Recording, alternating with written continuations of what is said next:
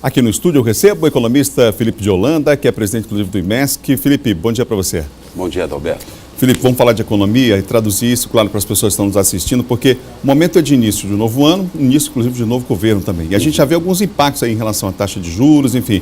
É hora de fazer um balanço também do ano que passou. E a gente começa falando inicialmente sobre esse impacto global, né? A gente percebe um desafio significativo nesse ano de 2019, inclusive recentemente por decisões da própria União Europeia, enfim. Em que isso afeta diretamente o Brasil? Olha, sem dúvida nenhuma, 2019 promete ser um ano muito mais conturbado no cenário internacional, né?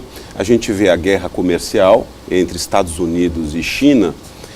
Houve uma pequena trégua agora, mas a gente vê que o direcionamento da administração Trump é no sentido de continuar e a China responder.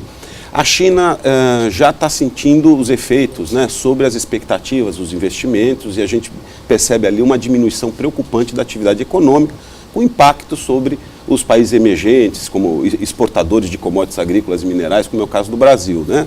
E nos Estados Unidos é um crescimento econômico, um desemprego em mínimo histórico, mas, digamos assim, com base em políticas, digamos, em estímulos fiscais que são inflacionários e, ao mesmo tempo, colocam o país numa rota, né, de complicação econômica mais à frente, né?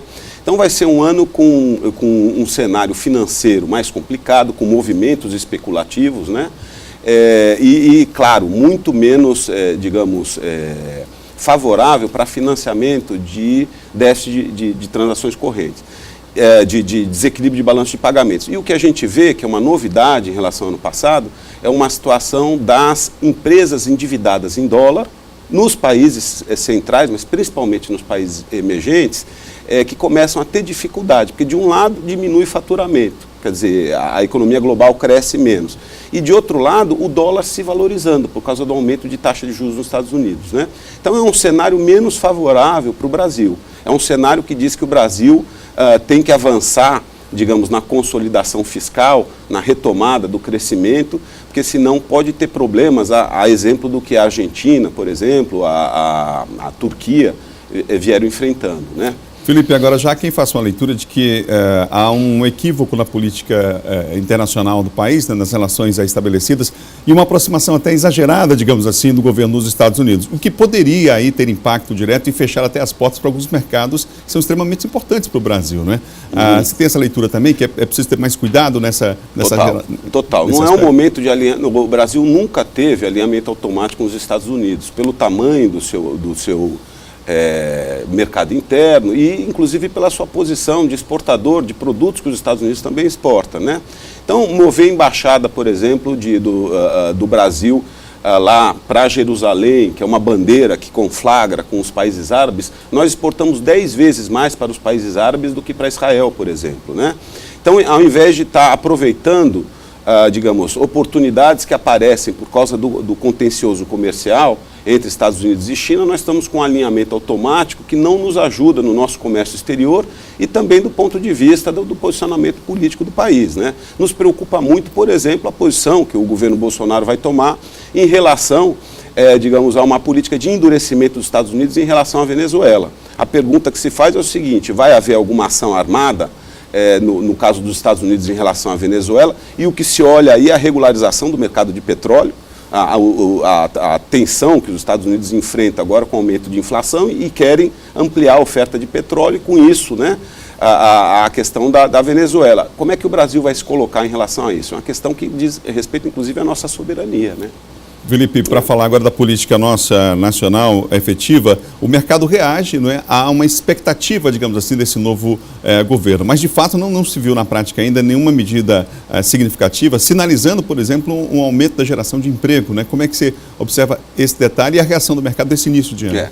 Bom, não resta dúvida que a economia brasileira passa por um momento de baixas taxas de juros, né? E inflação relativamente controlada, né? Embora com um problema fiscal que continua muito grave, né? Essa combinação de baixa taxa de juros e inflação controlada teve um efeito importante nos últimos 2 anos de melhorar a situação do mercado, digamos assim, do endividamento dos consumidores, né? Mas de uma parte dos consumidores. A gente tem que ver que ainda existe primeiro, a massa de rendimentos do país não cresce na velocidade que deveria crescer, exatamente porque muita gente perdeu emprego formal e passou a ter emprego precarizado, ou ganhar menos, né? Então a gente vê uma retomada do consumo, mas vê uma retomada do consumo muito, digamos assim, na parte dos bens duráveis, principalmente automóveis, até facilitando a questão de que o Brasil exporta muito menos automóveis para a Argentina, né? E digamos, e o que nos preocupa mais em relação às medidas do governo Bolsonaro é que não existe um programa, digamos assim, de retomada de investimentos em infraestrutura. Digamos, as privatizações elas estão muito mais voltadas para transferência, né, de propriedade, digamos assim, não de novos investimentos e sim de mudança de propriedade de ativos, né? E você não vê, por exemplo, a retomada das obras de infraestrutura na parte de transporte, na parte de óleo e gás, de coisas que podiam, de fato, dar resposta para o que a gente precisa. Porque, ao contrário do que a equipe do ministro Paulo Guedes afirma, do ponto de vista de diagnóstico, eu acho que o maior problema fiscal do Brasil é falta de arrecadação por causa do baixo crescimento econômico, né? E esse cenário ele não foi alterado, digamos, né? Houve uma melhora de expectativas, mas não uma retomada realmente da geração de empregos. Isso não aconteceu ainda. Aqui no Estado, como é que está essa questão é claro que nós estamos dentro de um contexto nacional, mas assim, no Maranhão, fazendo um histórico, e o ano passado, 2018, como é que fechou? Qual é a expectativa para esse ano em relação a essa retomada do crescimento, da geração de emprego também? Do ponto de vista do emprego formal, nós tivemos sim, em 2017 e 2018, uma retomada, né, de contratações, né?